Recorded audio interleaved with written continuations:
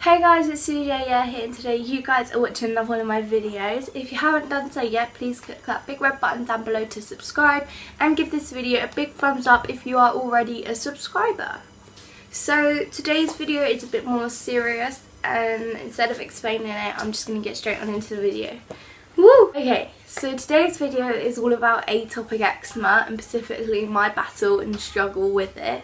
I'm not being over dramatic. This is generally like my life. I'm not over dramatizing it just for the sole purpose of this video. But anyway, so I'm gonna define atopic eczema, list some facts, some triggers, explain my story with it, and then things that annoyed me when I had it, good advice from me, and then I'm going to conduct an interview with my mum about having a kid with eczema and having eczema herself. So I'll give you the definition of atopic eczema now. So atopic eczema is a condition that causes the skin to become itchy, dry and red and cracked. It is a long-term chronic condition in most people, although it can improve over time, especially in children. So that is the actual NHS definition, and this is some facts that I've discovered. Fact number 1 is atopic eczema is the most common form of eczema. I'm not fully aware of others, but I know that this one is the most common. Fact number 2 is atopic eczema mainly affects children, especially children under 5 years of age. Most children develop it within their first year. Fact number 3 is that 1 in 5 children in the UK do have eczema. And fact number 4 is that eczema cannot spread. It is a non-communicable disease, which does mean it cannot be transported like a cold or flu. It's not contagious. Okay, some triggers may include weather, stress, some soap and some detergent, a change in diet, and actually some creams. Like, not all creams are beneficial. Some actually do just make you itch more than stopping you from itching. Okay, so now I'm going to share my story and my time with eczema. I've had atopic eczema since I was 6 years old. This has led to me being physically hurt and also getting teased. Some people might even say bullied. So I thought I would like to raise awareness of eczema and then show people who have it that they aren't alone and that I've also suffered from it. And I'm here to offer advice and just for you guys to listen. Okay. So, growing up, I was prescribed lots and lots of creams, and some of them didn't even help me. They would just make me itch more, like I said earlier on in the triggers, and that is actually true. I still have some of my old creams now that I'm going to show you. So, I've still got my Zero Base, trusty little Zero Base. I actually used this yesterday on my hands because they were quite dry. And I've got 3 other ones here. I've got some betamethasone varilate. I'm sorry if I'm not pronouncing these right, guys. And that one was actually really good growing up. I think this one was one of the best. And there's also some Novate RD cream. This one here was another good one. All of the ones that I've still got are quite good. And then I've just got my trusty Dipper Base, my travel Dipper Base. Dipper Base was literally one I've had since I was little. Another one I had when I was little was called Epidem, and that one was horrible. It was so greasy and it just made me sweat. So I would just itch on the sweat patches, because especially right now in the heat, you guys will know that when it gets really sweaty you get so itchy. But think about having to put cream on top of that sweat that's really greasy. Okay, and because most of the creams didn't help when I was a kid, when I was 3 years old, I was actually prescribed some bandage clothes. Sounds really weird, and it is really weird. They were just long sleeve top and bottoms that had they were just bandages that stopped me from scratching my skin, and apparently they did help me. So at least the doctors get something right. Anyone who has eczema will understand how it feels to scratch your skin away. it's just like a drug. You become so addicted to it, you don't even realise what you're doing and that you're making it worse. But when you finish and you look down at your bloody and weepy skin, it's almost like the painkiller that you had for your headache has just worn off. And you realise that your recklessness leads to lots of sleepless nights because you can't find a position that's comfortable, and crying and limping around, especially on your feet, because that was like one of my worst things. So I'm going to show you guys a picture of a couple days after I just finished hacking at my skin. It isn't very pleasant, I will just let you guys know. So yeah, that was actually my foot. I know, it is really scabby and sore, and it just wasn't pleasant at all. And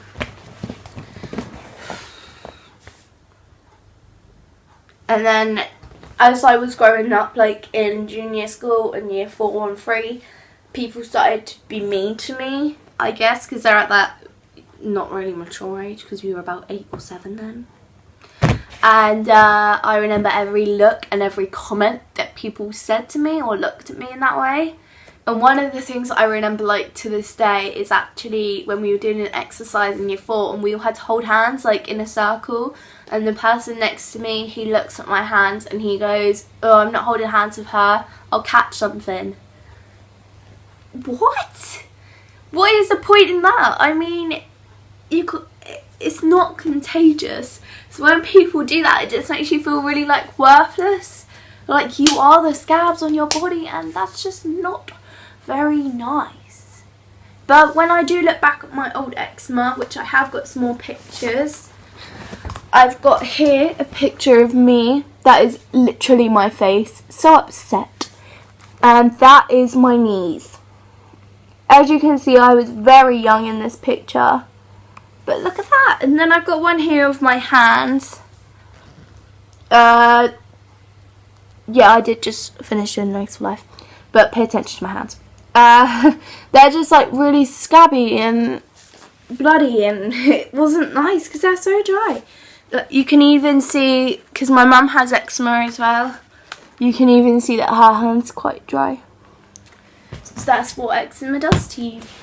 But I realised that all of the scars I've got now on my body and like on my arms, I've got some like scars here, specifically on my stomach and on my back and on my legs.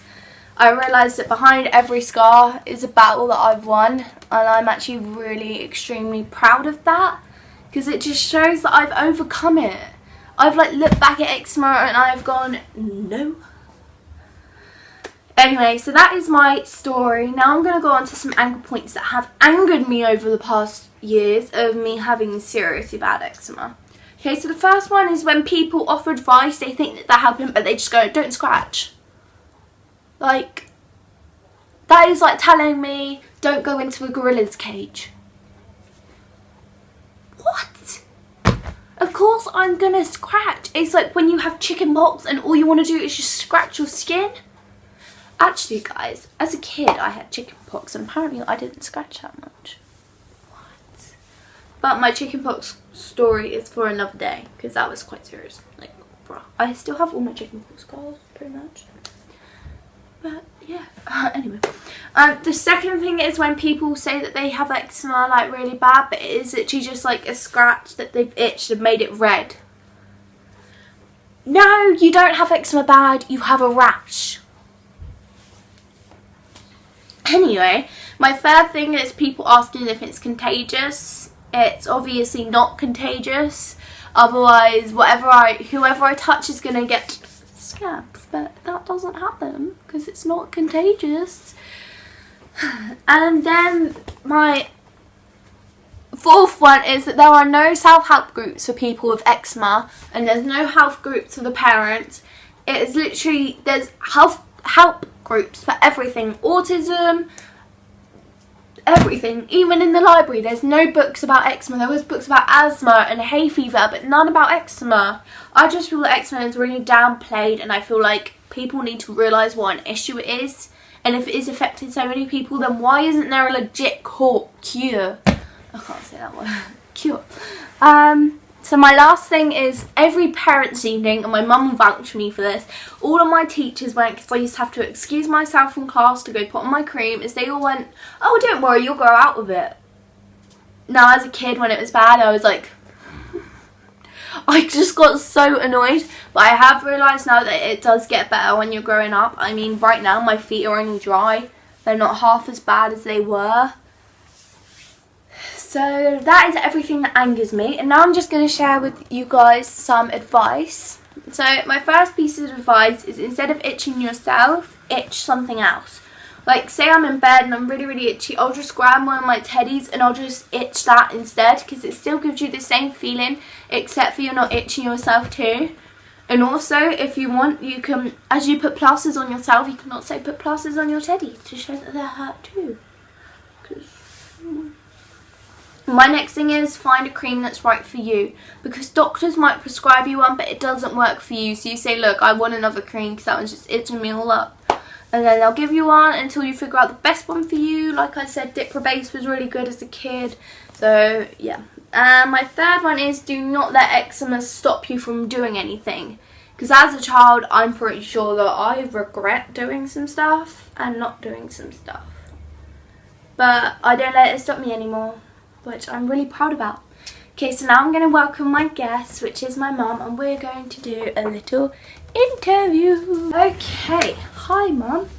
I've got some questions for you, and you've got some questions for me.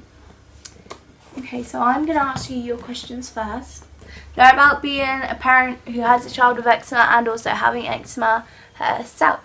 Okay, so your first question is, did you ever feel like you couldn't help me? Yes, all the time. When you were a little toddler, when you were crying and screaming, even after all your creams were put on, you would still cry and scream and itch, and there was nothing we could do to comfort you at that time until you were asleep, which you had to have medication to help you sleep, to stop you from itching while you were asleep. I think that's itchy medicine. It was itchy medicine, yeah. And Mum told me that once at preschool she gave me some itchy medicine, and then she got a call because I fell asleep eating my lunch. Well, the doctor told me to double your dose, and the day I did, you fell asleep in your lunch, and I had to go and get you from play school. So that's how you get out of play school, kids. No. Question number 2 is, did you feel like you would have benefited from some parent help group that have kids with eczema? It would have been good just for general hints and tips, because what works for one doesn't work for everybody, but just trying that one new thing could have made a whole new difference. Yeah. And my third question is, as I was growing to be a teenager, did you notice a change in my eczema? Yeah, it has got better over the years. There's no denying that. Your eczema is a lot better now than what it was. You do still have the occasional flare-up, don't you? And a lot of that is down to stress because of your school is going into year 10. Things are becoming quite serious with GCSE exams, and I know pre-test you get quite itchy, don't you? Yeah. So it's more triggers now. It's more the stress than day-to-day running of your eczema. My last question for you is, has eczema ever stopped you from doing anything? There was one time when my husband now, but back then when we first started dating, he asked me out on a first date to go bowling, and I think I must have been really nervous because I had a massive flare up on my skin. It was on my arms, it was on my legs, it was really sore. I went to the doctors and it had all become infected, and I had to pay a fortune for every type of cream you can imagine. But I didn't want him seeing me with all my scabby skin, so I actually cancelled our first date. But he understood, and we met up again and been married 14 years, so... Do you... Alright, this is just impromptu question. Do you regret not going on that date? Or do you still think you made the right choice? I think I made the right choice for my own personal reasons. But I know if I had still gone, he would have still liked me the way I was. Okay, now you get to ask me your question. Have you ever been affected by having eczema? Yes, it it's just little things like going on a beach and like as a little kid like going into the sea and then screaming for 30 minutes straight because it kills my feet. To at one birthday party, I think it was like somebody was 6 and we went to like jungle gyms or whatever it was called, and they put hand sanitizer on me and I had it cracks in my hands and I like screamed. She screamed the place down. And Mum came running and then we went and washed it off. So little things like that, it has affected me in that way, but I don't wish I never had it. Does it stop you doing anything now? No, because I feel like I can control it more. Like a couple of weeks ago I went to the beach and I knew that my eczema was getting bad on my heel, so I knew that I couldn't itch it. It was hard, but I managed it and I had a lovely day in the sea and it was really good. Has having had eczema bad over the years made you a stronger person? I think it has, because I've felt pain, like not undesirable, is that a word? Not in the right context. Like not unbearable. Unbearable. There we go. Not unbearable pain, but I have felt some strong sense of pain and then the relief that comes before the pain. But I feel like it definitely has made me a stronger person. Has it made you conscious about your skin? Definitely. There would be a point where I'd only wear tights to school even in the hot weather, because I'd have eczema on my legs or I'd have scabs on my legs, especially now because where most of it's dried up I'm getting these splodgy white patches on my skin that apparently it's like where your skin cell colour, the thing that colours your skin cells, are dead. I don't know. I've looked into it, but literally it's like on my feet, so that makes me really self-conscious. Like I might show you guys in a minute. That's my white splotchy spot. Okay, so I feel like that was our last question. If you guys, so I hope you guys enjoyed that video and I hope you are now more aware of eczema as a condition.